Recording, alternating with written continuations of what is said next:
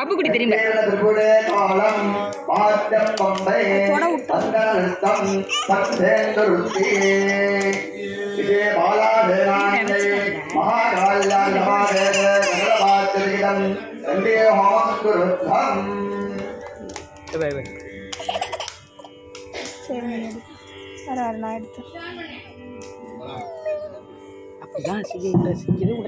மார்க்கண்டேய புராணத்தில் சார்வர்ணிக மன்வந்தரத்தில் தேவி மகாத்மியத்தில் காமப்பிரதமான உத்தர சரித்திரத்தில் 29 ஸ்லோகங்கள் கொண்டது.